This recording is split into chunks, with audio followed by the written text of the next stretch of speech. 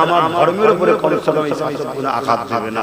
আর আমিও চাই তোরা রাজনীতি করছিস, লোকের চাকরি বাকরি দিবি লুটবি, সে জনগণ বোঝাতে হবে।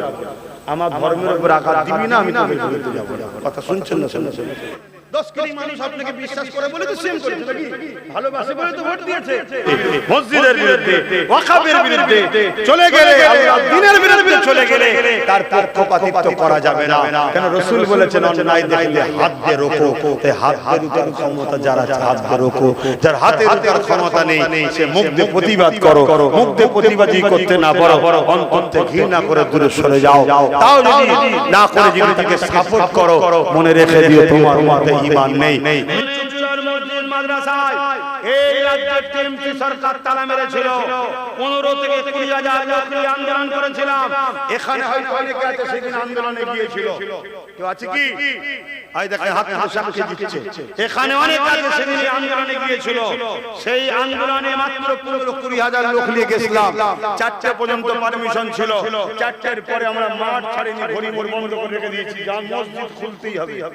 মসজিদ বলুন বলুন খুলতে হবে। আজকে বড় বড় যে ঘর ভাঙলে কে দেখো কে জানতে দিচ্ছে, তা আল্লাহর ঘরের জন্য জান দেবে না? নিজের ঘরে যাই রাস্তায় ফুটপাতে কেটিয়ে দেবো কটা দিনের তো জিন্দেগি রে বাবা। কিন্তু আল্লাহর ঘরে সওদা করা খুলতে হবে। না হয় আমি যাব না, হয় আমার লাশ যাবে, না হয় নামাজ পড়ে ঘরে যাব। তখন কি পুলিশ না বাচ্চা চমকাবে বলে আমি বলেছিলাম, যদি তুমি লাঠি চার্জ করো কালকে বাংলার অলিতে গলিতে প্রতিশোধ নেব। কেন সংবিধান বলেছে তোমার উপরে কেউ জুলুম করলে তুমি ডিফেন্স করো। এটা জুলুম হবে আমার উপরে। কেন আমি তোমার ঘরের জন্য আসিনি, আমার খোদার ঘরে তুমি তালা মারলে কেন? তারপরে খবর এলো ঠিক আছে খুলে দেওয়া হচ্ছে। আলহামদুলিল্লাহ খুলে দাও, ঝগড়া করতেছিলি তো। আসরের নামাজ পড়লাম, মাগরিবের নামাজ পড়লাম, এখন এসে মসজিদের নামাজ চলছে। আলহামদুলিল্লাহ। তখন আমার মনে মনে গেল যে আমার মসজিদ তালা মারে ওরা কোন পাওয়ারে রাত আমি ভাবলাম না আমি হুজুর তো কি হয়েছে রাত পাওয়ার দরকার নাই, লোহা না লোহা কাটা যাবে। তারপরে ভাবছি হঠাৎ করে 13 তারপর হঠাৎ করে শুনলাম এনআরসি করে মুসলমানদের তাড়িয়ে দেওয়া হবে। মোদি জালিম নাকি কাল আরো অনেক বড় আমার দিনের উপর ক্ষতি করবে। আর আমি তুমি যখনই ল্যাং মারবো তখনই বলবে এদেরকে যাই করিস নাই করিস, এদের ধর্মের বিরুদ্ধে বলতে পাওয়া যাবে না, এদেরকে যত টাকা দিই এক্ষুনি পালাবে। কথা মাথায় মাথায়। তারপর আমাদের দিদি শুয়ে মিলিয়ে দেখেন দেখুন আছে না এরা তো আজকে শুনছেন তো নাকি? শোনেন তাহলে এজিদ যখন কারবালায় ইমাম হোসেন খানকে ধরার জন্য পাঠান, ইমাম হোসেন খান যাচ্ছে কি লড়াই করতে? না, কুফাতে যাচ্ছে দাওয়াতে মেহমানের বাড়ি। আর এজিদ ধরার জন্য যে পাঠিয়েছে 25,000 সৈন্য। কত? 25,000 এর মধ্যে 13,000 হলো আলেম হাফেজ আর মুফতি। শুনছেন? 13,000 হাফেজ আলেম মুফতি এসেছে এজিদের পক্ষে হোসেন পাককে ধরবে। এই 13,000 আলেমের মধ্যে কেউ কিছু ভিক্ষা পেয়েছে, কেউ পদ পাবে, কেউ হয়তো বড় মসজিদের খতিব হয়ে যাবে, কেউ একটু মোটা অঙ্কের মাইনে পাবে, কেউ হয়তো রাজা দরবারের মুফতি হিসাবে থাকবে। এভাবে 3,000 মুফতি, 3,000 হাফেজ, 7,000 আলেম ছিল এজিদের বাহিনীতে, যারা হোসেন পাকের বিরুদ্ধে তরওয়াল করেছিল। তা আজকে হোসেনের নানা দিনের বিরুদ্ধে, হোসেনের বিরুদ্ধে যদি আলেম তরওয়াল ধরতে পারে, আজকে কোরআন ও হোসেনের নানা দিনের বিরুদ্ধে আজকের আলেম মুফতি হুজুর বুজুর জাদা তুলতে পারে না। এ তো অজ্ঞান হয়ে যাবার কিছু নেই, তো হুজুর চলে গেছে রে। তো হুজুর যদি জাহান্নামে যাবে, যাবে না বেশি করে? তাহলে হুজুর হুজুর করছো কেন? হুজুর যদি মুহাম্মদ রাসূলুল্লাহর গোলাম হয় তবে হুজুর হুজুর মাথায় করে বলো। হুজুর যদি মুহাম্মদ রাসূলুল্লাহ না হয় তুমি হুজুর কি হয়েছে? আমরা দুনিয়াকে ভালোবাসি আল্লাহ আল্লাহ। মান আহাব্বা লিল্লাহ ওয়া আবগাদা লিল্লাহ ওয়া আতা লিল্লাহ ওয়া মানা লিল্লাহ ফাকাদ ইস্তাকবালা ঈমান। আর হাতের 5টা গোল সমান নয়। কোন মুরগির 10টা বাচ্চার মধ্যে দুটো বাড়ি যদি ঘোলা হয়ে যায়, তার জন্য মুরগিকে মেরে ফেলে না মুরগিকে ছেড়ে দেয়? তাহলে আজকে যদি কোনো পীর পরিবার ভালো আলেমের পরিবারের ছেলে একটু বিগড়ে যায়, তার জন্য সে দোষী, এর জন্য তার পরিবার দোষী নাকি, তার জন্য তার পূর্বপুরুষের দোষী নাকি? আর যদি বলেন হ্যাঁ, তাহলে আল্লাহর বান্দা যখন খারাপ হয়ে যাচ্ছে আল্লাহকে দোষী করবে? কথা মাথায় ঢুকছে না, ঢোকে না?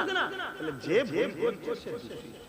কথা মাথায় এটা মাথায় রাখবেন। খবরদার আমাকে দেখে দাদা হুজুরের বিচার করবেন না। আমি আর দাদা হুজুর আসমান ও জমিনের থেকে বেশি পার্থক্য।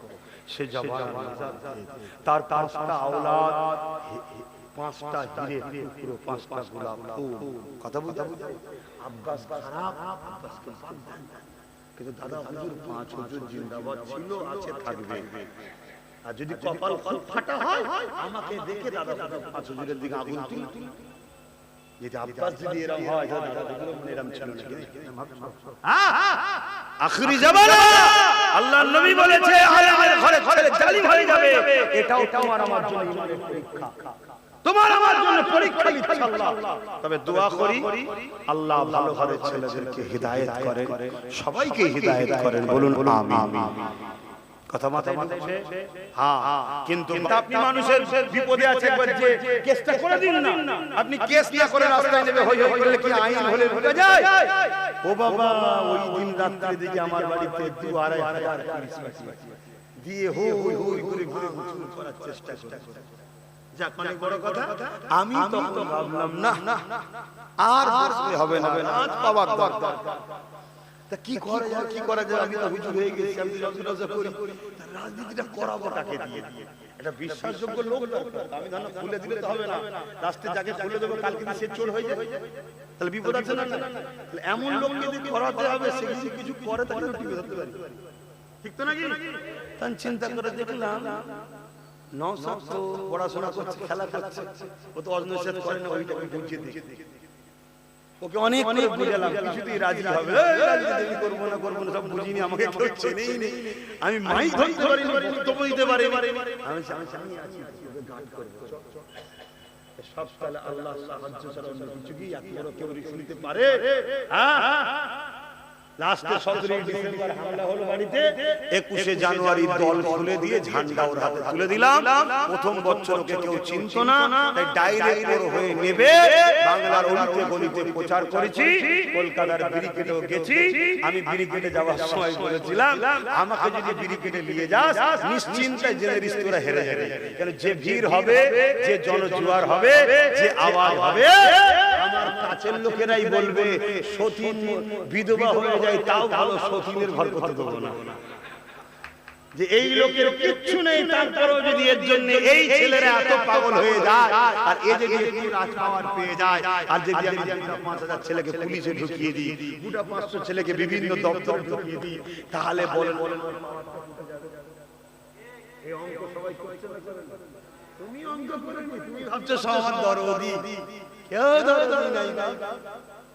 তারপরেও তোমাকে চলতে হবে, কিছু দাও কিছু নাও, কিছু দাও কিছু নাও, তাই তো নাকি? এই বিনিময় করা ইসলামে হালাল না হারাম? হালাল। বিনিময় করা হালাল। আমি মিষ্টি দোকানে মিষ্টি কিনি না, হ্যাঁ, চাল কিনি না, হ্যাঁ, পয়সা দিয়ে বিনিময়, এইটা হলো বিনিময়। তাই আমি বললাম কিছু দাও কিছু লাও, তা না করে তুমি ইসলামের দুশমনকে সাপোর্ট করবে। তোমাকে তো হেকমতের সাথে রাজনীতি করতে হবে। আমি বেশি আর জিদ বলছি না, কথা আমাদের ঢুকছে না, ঢোকে না? হ্যাঁ, তোমাদেরকে বোঝাতে চাইছি। তখনই রাজনীতি দল করলাম, করে আল্লাহ করে একটাই জিতলো, আমার থেকে আমার ভাই নওশাদ, তাকে 42 দিন জেল খাটালো, কত কি করলো, ওয়াকফকে বাঁচাতে গিয়ে কেস খেলো। তাহলে আজকে বলেন যে ওয়াকফ বাঁচাতে যে সুপ্রিম কোর্টে কেস খাচ্ছে, জেল খাচ্ছে, তার শাস্তি দিয়ে আমাদের দরকার, তাই তো নাকি? না যে ওয়াকফ মিটাচ্ছে তার, যে ওয়াকফ বাঁচাচ্ছে তার, তাই তো নাকি? তো যাই হোক, তারপরে আজকে 5 বছর পরে আবার 26 সাল এলো, নওশাদ এখন প্রচার করছে। আমি তো দেখছি আমার অনেক উপরে উঠে গেছে। তাহলে আমার দোয়া কবুল আল্লাহ করেছে, কারণ আমি দোয়া করতাম যে আল্লাহ আমার ভাইকে তুমি আমার থেকেও বড় করো, বলুন আমিন। কিন্তু সাথে সাথে ওকে ন্যায় পরায়ণ করো, সত্যবাদী করো, মানবতাবাদী করো, দেশদরদি করো। ও জালিম যদি হয় তাহলে আমার ভাই কি হয়েছে? ভাইও জাহান্নামে যাবে, জালিমের ঠিকানা জাহান্নাম। শুনছেন নাকি? আমি কি চাইবো আমার ভাই জাহান্নামে যাবে? কথা বুঝছেন না বোঝেন না? এবার কাজ যে করে তার ভুল হয় না। যেই কিছু একটু ভুল করে আমি সঙ্গে সঙ্গে বলে দিলাম খবর